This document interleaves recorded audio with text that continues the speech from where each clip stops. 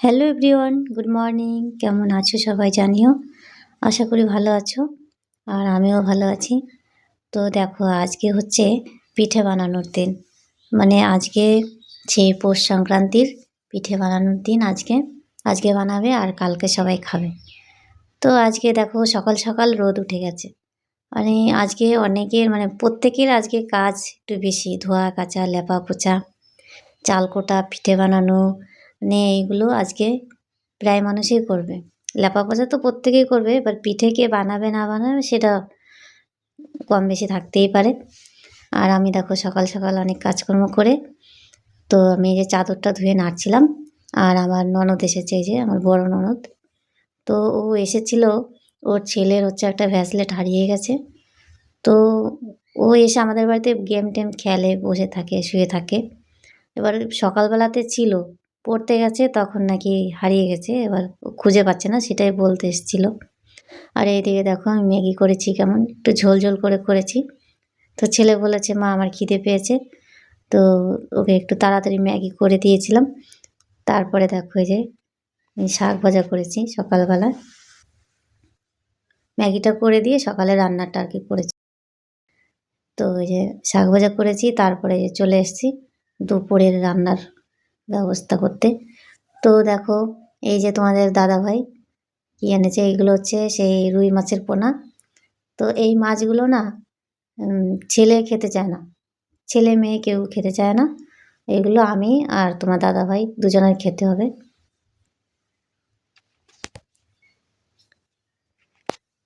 তো দেখো এদিকে আমি শাক বাছছিলাম, আর এই যে হচ্ছে ডাঁটা শাক। তো শাকগুলো আমি আলাদা করে রাখবো আর ডাঁটা দিয়ে আলু দিয়ে রান্না করব। আর শাকগুলি অন্য এক সময় ভাজা করব। তো চলে এসেছি এই যে দুপুরে রান্না করতে। দেখো ডাঁটা আর আলু দিয়ে এই মাছ দিয়ে রান্না হবে, আর শিম ভাজা করব। তো এই মাছগুলো তো খাবে না, যার জন্য আমি দুটো ডিম এই যে ভেজে রাখবো। এখন দুটো ভাজবো আর রাতে দুটো ভেজে দেবো, কারণ এখন খাবে, ও রাতে খাবে। তো এই যে ওরা ওই মাছ খাবে না বলে আমি ডিমের এই যে ডিমগুলো আর কি পোচ বানিয়ে নিচ্ছিলাম। সবাই এগুলোকে পোচ বলে, তো আমি হুটহাট করে বলা হয় না, ডিম মানে ভাজা অমলেট এরকমই বলি। আর আমার ছেলে এইরকম ছাড়া ডিম ও অন্যভাবে পেঁয়াজ টেয়াজ দিয়ে করলে না খায় না, ওকে এইভাবে করে দিতে হবে। দিয়ে এই যে রান্না হয়ে গেছে, এই যে ডাঁটা আলুর ঝোল দেখো কেমন হয়েছে। তো ডাঁটা আলুর ঝোলটা করে আমি তারপরে এই যে শিম বেছে নিয়েছিলাম। তো এই যে বেছে ধুয়ে নিয়ে এসেছি, দিয়ে এখন আমি এটা কুচিয়ে নেব। ধুয়ে টুয়ে রেখেছি, এখন কুচিয়ে তারপরে ভাজা করব। আর এখন না সবজির দাম মানে আগে একটু কম ছিল, এখন একটু বেড়ে যাচ্ছে আস্তে আস্তে, মানে ভালোই বেড়ে গেছে, আগে এতটা ছিল না। আর এইদিকে দেখো আমার ছোট ননদের মেয়ে, ও পেপসি খেতে খেতে এসে আমাকে একটু রাগিয়ে গেল। ও এসে বলছে মামি তোমাকে দেবো না। এই ও মানে খুব মজা পায় এগুলো করে। দিয়ে তারপরে আমি চলে এসেছি এই যে উঠোন লেপতে। বললাম না আজকে প্রত্যেকের অনেক কাজ থাকে, লেপা পোছা ধোয়া কাচা। তো আমি এই যে উঠোন লেপে নিচ্ছিলাম, কারণ কি আজকে সবাই লেপে রাখবে, কারণ কালকে ভোরবেলাতে উঠে সবাই এই উঠোনে পুজো করবে, বাস্তু পুজো যেটাকে বলে। তো আমাদের এখানে তো সবাই করে, অন্য অন্য জায়গায় কী করে জানি না। এখানে ভোরবেলাতে উঠে কেউ রাত 3টে, কেউ হচ্ছে 4টে, 3:30, মানে 3টের পর থেকে ওঠা শুরু করে। তবু এখন একটু মানে দেরি করে ওঠে, আগে তো আরও আগে উঠতো, এখন অতটা ওঠে না, একটু দেরি করে ওঠে। উঠে সবাই সকালবেলাতে এই যে ভোরবেলাতে এখানে সেই চালের গুঁড়ি দিয়ে টিয়ে মানে পিঠে দেয়, ওগুলোকে বলে বাস্তর পিঠা। তো ওগুলো দিয়ে টিয়ে সবাই পুজো করে। দিয়ে আমি এই যে লেপে নিচ্ছিলাম, আমি দুপুরে রান্না টান্না করে তারপরে লেপতে এসেছি, কারণ কি আমাদের উঠোনটা অনেকটাই বড়, এবার অনেক টাইম লাগবে লেপতে, যার জন্য দুপুরে রান্না আমার করতে দেরি হয়ে যাবে। তার জন্য আমি মানে রান্না টান্না করে তারপরে লেপতে এসেছি। এখন উঠোনটা লেপবো, তারপর রান্নাঘরটা লেপে চান টান করে নিয়ে তারপরে আর এখন আমাদের এই মানে উঠোন লেপছি এই পর্যন্ত যে আমরা পিঠে বানাবো কি বানাবো না কোনো সিদ্ধান্ত হয়নি। কারণ তোমাদের দাদাভাই কালকে বাড়ি ছিল না, গেছিলো একটা জায়গায়। তো আমি তখন ফোন করেছিলাম যে কালকে কি হবে পিঠে বানানোর। তো বলল যে কালকে দেখা যাবে, এখন আমি অন্য জায়গায় আছি, এখন কিছু করতে পারবো না। দিয়ে আর কিছু হয়নি। তো উঠোন লেপা অবধি তো আমি নিরিবিলি ছিলাম, কোনো মানে চিন্তা ছিল না, না আমি দুধ রেখেছি না কিছু করেছি, কিছুই করিনি। তো আমি আমার যে কাজগুলো সংসারের সেইগুলো শুধু করছিলাম। আর এখানে না গোবর মানে পাওয়া যায় না, আবার পাওয়া যায় কীরকম, মানে অনেক দিন আগে থেকে বলে রাখতে হবে। মানে 2 বালতি গোবর লাগে আমাদের উঠোনে, মানে উঠোনটা অনেকটাই বড়। দিয়ে আর একটা দিদির বাড়ি থেকে আনি, ওই দিদিটা খুব ভালো, মানে ও আগে থেকে বললে পরে দেয়। কিন্তু অন্যান্য জায়গায় যেরকম গোবর বিক্রি হয় আমাদের এখানে সেরকম না। আমাদের এখানে চাইলে মানে সময় থাকতে চাইতে হবে, কারণ কি প্রত্যেকেই গোবর নেয় কম বেশি। আমাদের এই মানে আমি যেখানে থাকি ওখান থেকে কাছে কাছে, এবার অন্য দূর থেকেও এসে নিয়ে যায়। এবার সময় থাকতে বলতে হবে। দিয়ে চলো এই কাজকর্মগুলো করি, তারপরের কাজটা পরে।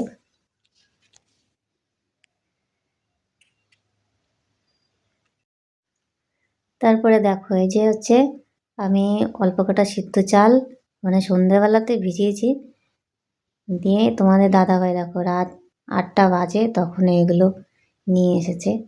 আর এখানে দোকান বন্ধ ছিল, মানে দোকান বন্ধ ছিল না, দোকানে চালের গুঁড়ি পাওয়া যাচ্ছিল না। সন্ধ্যের পরে উনি বাজারে গেছে, বাজার দেখছে বন্ধ। দিয়ে আমাকে ফোন করেছে যে দোকানে আছে নাকি দেখো।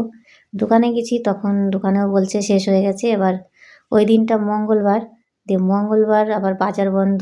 এবারে দোকানদারও আনতে পারেনি আর বাজারেও পাওয়া যাচ্ছিল না। দিয়ে আমাদের বাজার ছাড়িয়ে অনেকটা দূরে গিয়ে এই চালের গুঁড়োটা এনেছে। আর দেখো আমি চালের গুঁড়ো না, এটা হচ্ছে কেনা চালের গুঁড়ো। তো আমি আজকে প্রথম বানাবো, তো আমি চেলে এগুলো ওই যে মোটা দানা বের করে নিয়েছি আর এই যে সরুটা, তো এইটা দিয়ে আমি বানাবো।